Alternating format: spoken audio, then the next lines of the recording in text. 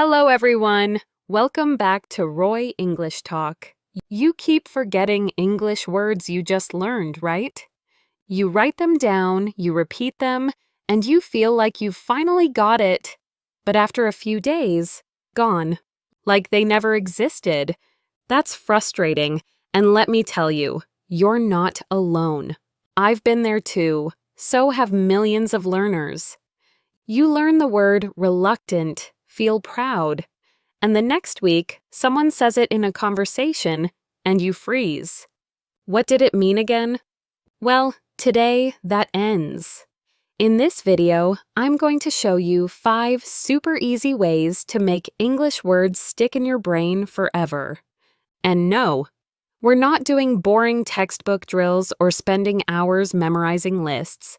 These methods are backed by memory science, real learner experiences, and clever tricks that'll make vocabulary unforgettable. You don't need to study harder, you just need to study smarter. By the end of this video, you'll walk away with 5 powerful tools that work, no matter your level. All right, ready? Let's start with the first technique. It's fun, fast, and uses the power of your imagination, even if you think you're not creative at all. Method 1. The image link technique. Let's kick off with one of the most powerful techniques for remembering English words forever, the image link technique. Our brains love images. Science shows we remember pictures way better than abstract text. So the trick is simple. Every time you learn a new word, create a bold, emotional, or hilarious image in your mind. One that sticks like glue. Let's take the word bitter. You could just memorize the definition, having a sharp, pungent taste. But that's flat. It won't stick. Instead, imagine drinking a massive cup of black coffee with no sugar. So strong it makes your eyes water and your whole face twist. That's bitter. That image, paired with the emotional reaction, burns the word into your memory. How about plummet? It means to fall quickly. Picture yourself watching your phone slip out of your hands and fall off a balcony in slow motion. You're screaming, reaching, panicking, and bam, it hits the ground. Your heart drops. That's plummet. The drama helps your brain store it. What makes this method so effective is that it transforms boring definitions into mini-movies in your mind. You're not just memorizing, you're experiencing the word. And the more senses and emotion you engage, the deeper the memory goes. Here's a step-by-step way to do it. Pick a new word, find or create a vivid image that represents the meaning. Make the image strange or emotional, something you won't forget. Say the word out loud while picturing the image. Use it in a sentence that includes the image's story. For example, the word reluctant means unwilling or hesitant. Picture a cat being dragged into a bathtub, claws out, legs stiff, total chaos. That's reluctant. Now say, I was reluctant to speak in front of the class. Boom, unforgettable. Want a weird one? Try the word reckless. Imagine a penguin driving a Ferrari at 200 km/h while eating ice cream. That's reckless. You'll never forget that visual.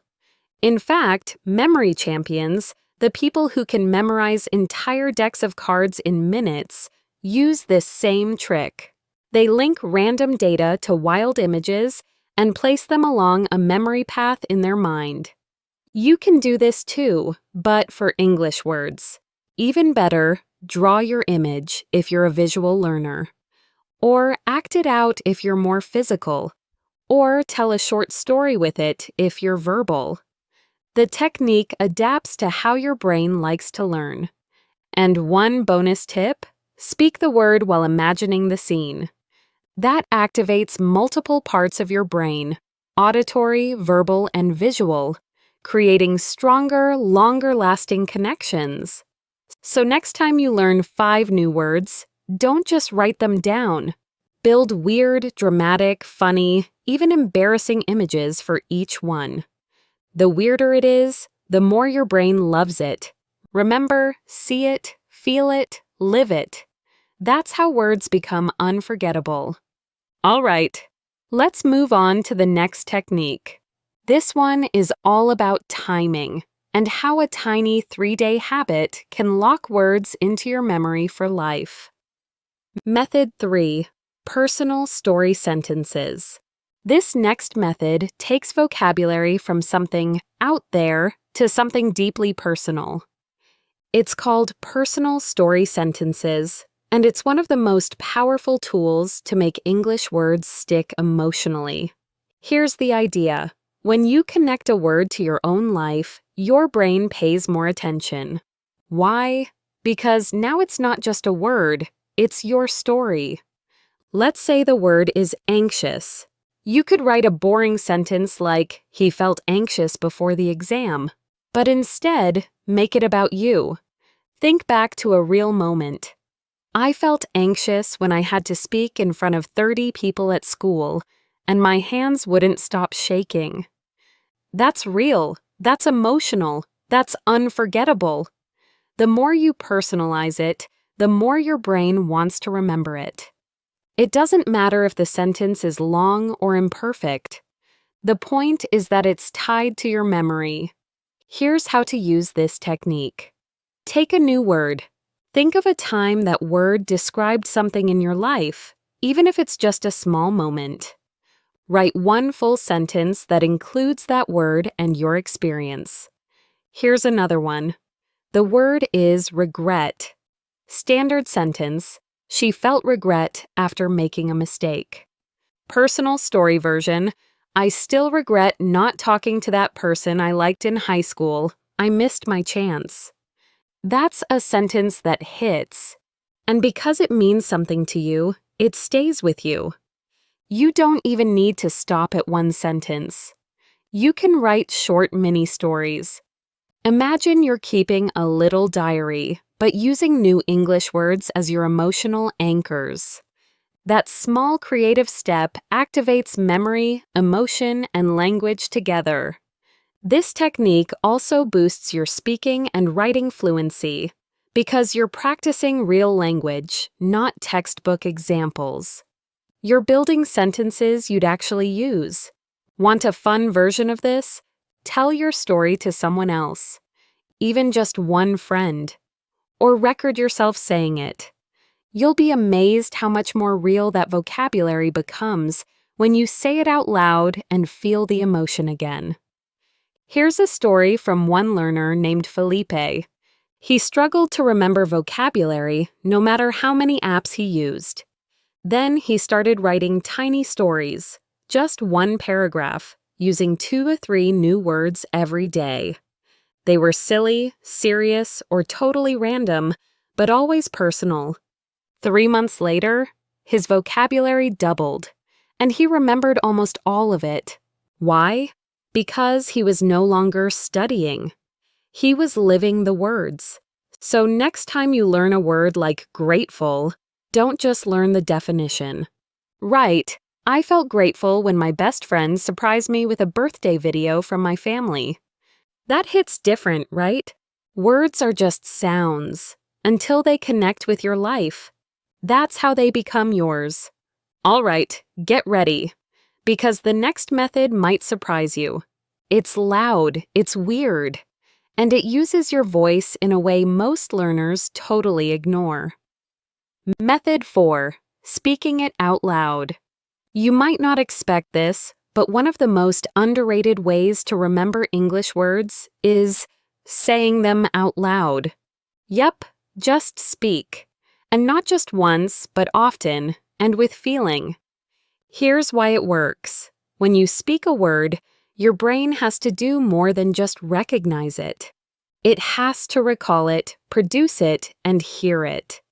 That's 3 layers of memory building, all happening at the same time. Let's take the word chaotic. Don't just read it, say it, chaotic. Now use it in a loud, emotional sentence. My room was so chaotic this morning. Clothes everywhere. My alarm screaming. Total disaster. Now say it again with a different tone. Dramatic, funny, exaggerated. This repetition plus emotion combo sticks in your memory way more than silent reading. Think about kids learning to talk. They repeat everything, sometimes 100 times. That's not random, that's brain magic. You can use the same strategy to remember adult vocabulary. And guess what? You don't even need a partner. You can talk to yourself. Seriously, narrate your day in English. Say things like, "I'm exhausted. That meeting was brutal." Or, "I feel optimistic about the weekend." Use new words out loud, casually, like you're talking to a friend. Here's a challenge. For every new word you learn, say it out loud 5 different ways. Once in isolation, once in a real-life sentence, once as part of a story, once with an emotion, and once while looking in the mirror. It may feel weird at first, but weird is good. Weird means your brain will remember it. Take delighted, whisper it, then shout it, then act like you're winning an award. I'm delighted to accept this trophy. You'll be surprised how fast that word becomes part of your real vocabulary. And here's a pro tip: record yourself. Your voice might sound strange at first, but listening back reinforces what you've said and helps correct pronunciation too. Some learners say this one habit doubled their retention rate. In short, don't just read the language, perform it. Your voice is a memory tool, so use it. Now, you've learned how to imagine, repeat, and personalize words. But what if there was a stress-free, almost lazy way to review vocabulary without burning out? That's exactly what our final method delivers. Method 5, the Golden List method. Let's wrap up with a technique that's perfect for people who hate flashcards, burn out easily, or just want something more peaceful. It's called the Golden List method. Here's how it works. Instead of trying to cram words into your memory through repetition and pressure, you simply write them down, review them at relaxed intervals, and let your brain absorb them naturally. It's based on the idea that your brain remembers better when it's not stressed. Here's what you do. Open a notebook and write down a list of 10 to 20 new words, their meanings, and a sentence for each. Don't review it right away. Wait 2 weeks. After 2 weeks, return to that list. You'll be surprised. Some words you'll still remember clearly. Others, maybe not. That's okay. Rewrite only the words you didn't remember onto a new list. Repeat the process. No pressure, no drills, just spaced exposure. It's calm, it's mindful, and best of all, it works. Why? Because during those 2 weeks, your subconscious brain keeps working in the background. And when you come back to the words, your memory either confirms the word or gently reminds you of it. No stress needed. Here's a tip to make it even more effective. Every time you return to a list, only rewrite the words you forgot. That way, your lists keep getting smaller and your vocabulary keeps getting stronger without burnout. One learner I know, Jasmine, said this method changed everything. She used to feel overwhelmed with vocabulary apps and spaced repetition systems. Now, she enjoys her golden list as a slow, meditative practice and still remembers more words than ever. You can use color coding, stickers, or even your own drawings to make it more fun. And unlike digital flashcards, this method gives you a tangible, handwritten record of your progress. That's powerful. So if you've ever felt like you were forcing your memory, give it a break. Use the Golden List. It's proof that slow learning can be smart learning. And now, Let's bring it all together with a quick recap and your final boost of motivation. So let's recap. You've now got 5 powerful, proven ways to remember English words forever. The image link technique. The 3-day rule. Personal story sentences. Speaking it out loud. The golden list method. These aren't just study tricks. They're memory tools that actually work. And you don't have to use them all. Even 1 or 2 can change how you learn forever. Now it's your turn. Try one of these today and watch your English grow. If this helped you, hit that like button, subscribe, and share this with someone who needs it.